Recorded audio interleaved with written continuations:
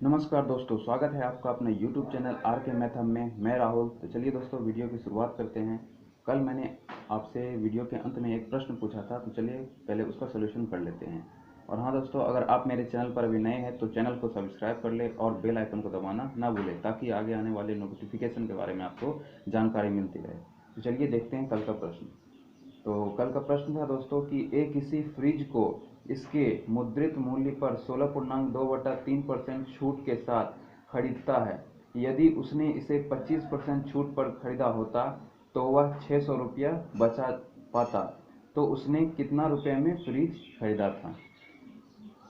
तो चलिए दोस्तों, सिंपली था ये भी। तो सबसे पहले कितना में खरीदता है, तो 16.2/3% की छूट पर। तो 16.2/3% को हम क्या लिख सकते हैं, 50/300। इसको काटेंगे तो कितना होगा, 1/6। मतलब कि 6 का चीज वह 5 में खरीदा था। मतलब ये मेरा क्या है, एक अंकित मूल्य है एक तरीके से। और ये मेरा क्या है, एक तरीके से ये क्रय मूल्य ही मेरा बन गया, और वो 5 रुपये में बेच रहा है। फिर क्या बोलता है कि 25% छूट पर खरीदा होता। अब 25% का वैल्यू क्या होता है, तो 25% का वैल्यू हो जाता है दोस्तों 1/4। मतलब कि 4 का चीज वह 3 में ही ले रहा है, ठीक है ना। तो अब क्या करेंगे, तो सबसे पहले वो फ्रिज ही तो खरीद रहा है ना, तो यहाँ मतलब ये तो मेरा बराबर होना चाहिए। तो बराबर करने के लिए क्या करना पड़ेगा हमको, इसको 2 से सॉरी और इसको 3 से करना पड़ेगा।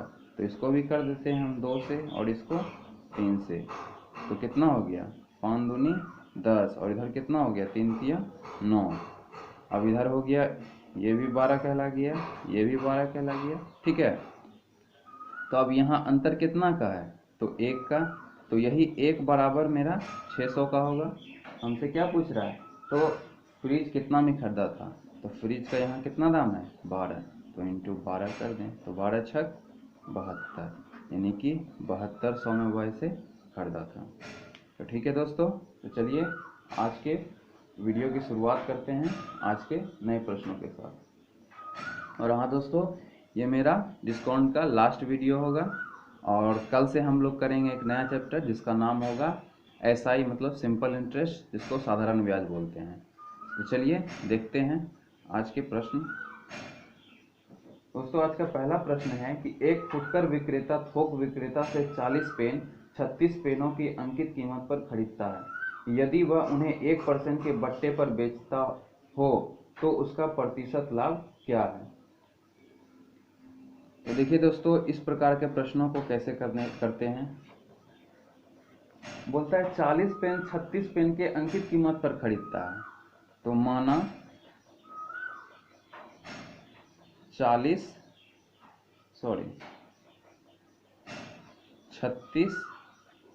पेन का अंकित मूल्य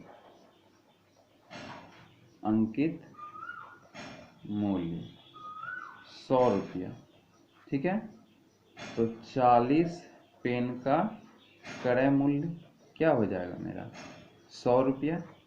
क्योंकि यही तो कह रहा है कि 40 पेन 36 पेन के अंकित कीमत पर खरीदता है। तो 36 पेन का जो अंकित मूल्य होगा वह 40 पेन का क्रय मूल्य होगा, ठीक है। तो 40 पेन का अंकित मूल्य यानी कि मार्क प्राइस क्या हो जाएगा, तो 100/36 इंटू 40। अब आपने सोचा होगा कि ये मैंने कैसे कर दिया, तो अब समझिए। तो यहाँ दिया हुआ है 36 पेन का अंकित मूल्य 100 रुपया। तो एक पेन का अंकित मूल्य कितना होगा, तो 100/36। तो 40 पेन का अंकित मूल्य कितना होगा, तो गुना 40 कर देंगे। अब इसको काटेंगे तो कितना आ जाएगा मेरा, ये 9 बार में कट जाएगा, ये 1 बार में कट जाएगा, मतलब कि 1000/9। अब क्या बोलता है कि यदि वह उन्हें 1% बट्टे पर बेचता है। अब क्या है, इसको 1% बट्टे पर बेच देता है, मतलब कि विक्रय मूल्य मेरा निकल जाएगा, यानी कि 1000/9 इंटू 1% का बट्टा देता है, मतलब 99/100। तो 2 शून्य से 2 शून्य कट गया, 9 एकम 9 कट गया, तो कितना आ गया, 100 10 रुपया विक्रय मूल्य। तो अब क्या पूछता है, तो प्रतिशत लाभ, तो लाभ पूछ रहा है हमसे, प्रतिशत लाभ। तो वो कैसे होगा, तो 110 मेरा विक्रय मूल्य था और क्रय मूल्य मेरा कितना था 40 पेन का, तो 100 रुपया। तो 110 में से 100 घटा देंगे तो कितना आ जाएगा 10। तो 10% यही तो होगा, क्योंकि प्रतिशत निकालना है, क्योंकि यहाँ भी 100 है तो बटे में भी 100 ही रहेगा, इसलिए 100 कट जाएगा। ठीक है, तो चलिए बढ़ते हैं अपने अगले प्रश्न की तरफ।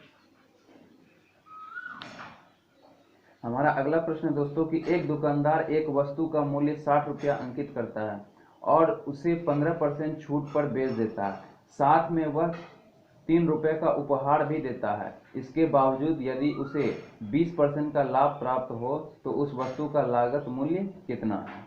तो चलिए देखते हैं इस प्रकार के प्रश्न कैसे बनते हैं। तो अंकित मूल्य यानी मार्क प्राइस है मेरा कितना 60 रुपया, ठीक है, और 15% छूट है, छूट दिया हुआ है हमको 15%। अब इससे क्या हो रहा है, बेच रहा है, मतलब विक्रय कर रहा है, तो विक्रय मूल्य बराबर कैसे होगा, यानी एसपी विक्रय मूल्य बराबर अंकित मूल्य 60 रुपया है, 15% का छूट यानी 85 बटे में 100। इसको काट देते हैं तो कितना बार में, तो 51 आ जाएगा, मतलब 51 रुपया में बेच रहा है। लेकिन यहाँ पर क्या बोल रहा है कि वह 3 रुपये का उपहार भी देता है, तो इसका अर्थ क्या है, 3 रुपया इसमें घटा देंगे, यानी कि 48 रुपया में ही तो वो बेच रहा है ना, क्योंकि 3 रुपया तो उसको एक्स्ट्रा मिल रहा है, वो भी फ्री में। ठीक है, तो अब क्या बोलता है, तो इसके बावजूद यदि उसे 20% का लाभ प्राप्त हो तो उस वस्तु का लागत मूल्य, ठीक है ना, तो लागत मूल्य हमें चाहिए, यानी कि कॉस्ट प्राइस। तो कॉस्ट प्राइस चाहिए, तो कॉस्ट प्राइस मान ले एक्स, ठीक है ना, तो यही क्रय मूल्य का 120% लाभ हो रहा है, तो ये विक्रय मूल्य हो गया, और यहाँ विक्रय मूल्य कितना दिया हुआ है 48, तो ये जीरो से ये जीरो गया, 12 चौक 48, तो x का मान क्या आ गया, यहाँ गुना हो जाएगा तो 40। यही इस क्वेश्चन का राइट आंसर था। चलिए बढ़ते हैं अपने अगले प्रश्न की तरफ। हमारा तीसरा प्रश्न, हमारा तीसरा प्रश्न है दोस्तों कि कोई व्यापारी अपने वस्तुओं के मूल्य उनके क्रय मूल्य से 20% अधिक अंकित करता है, तदुपरांत वह अंकित मूल्य पर कोई बट्टा देता है यानी छूट देता है, जिससे उसे 10% का लाभ होता है। तो दिए जाने वाले बट्टे की दर क्या है। तो चलिए इसको भी सॉल्व करते हैं दोस्तों। तो इस प्रकार के प्रश्नों को मैंने आपको बतलाया था एक ट्रिक कि प्रतिशत लाभ बराबर अधिक माइनस छूट माइनस अधिक गुने छूट बटा 100, ये चीज़ मैंने आपको बतलाया था। ठीक है, तो चलिए इसी पर करते हैं। तो प्रतिशत लाभ मेरा कितना दिया हुआ है, तो 10 बराबर, अब क्या है, तो अधिक कितना है, तो 20 माइनस छूट निकालना है, माइनस अधिक गुने छूट बटे में 100। तो अब इसको कैसे सॉल्व करेंगे, तो इस 20 को इधर ले आते तो कितना हो जाएगा, तो माइनस का 10, ठीक है, बराबर इधर कितना हो जाएगा माइनस एक्स माइनस, अब यहाँ कट जाएगा 20 पंचे 100, तो x बटे 5 आ जाएगा। आगे सॉल्व करते हैं इसको, तो माइनस 10 बराबर यहाँ कितना हो जाएगा -5 और माइनस एक्स, तो कितना हो जाएगा -6x बटे में 5, माइनस से माइनस कैंसिल हो गया, तो अब क्या होगा, तो x बराबर हम निकाल सकते हैं, यहाँ 50 हो जाएगा और ये 6 हो जाएगा, तो 2 तिया 6 और ये 25 बार में, तो कितना आ जाएगा 8.1/3% का छूट। तो यही इस क्वेश्चन का राइट आंसर था। ठीक है दोस्तों, तो चलिए बढ़ते हैं अपने नेक्स्ट प्रश्न की तरफ।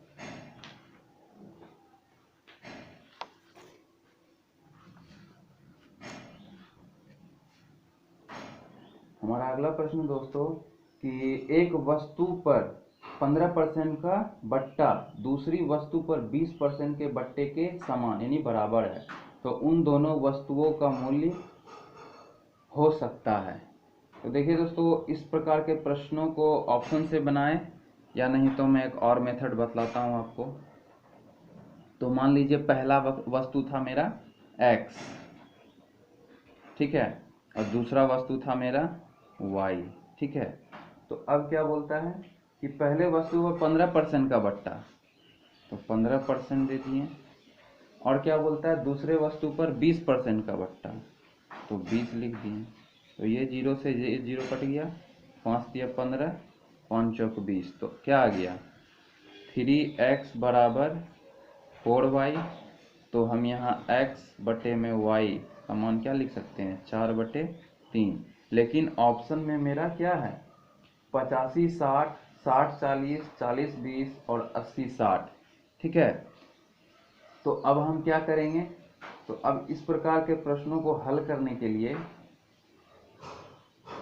हम यहाँ देख रहे हैं, तो यहाँ अगर हम 20 से गुना कर दें, इसको भी 20 से गुना कर दें, तो कितना आ गया दोस्तों 20 चौक 80, और यहाँ कितना आ गया 20 दिया 60।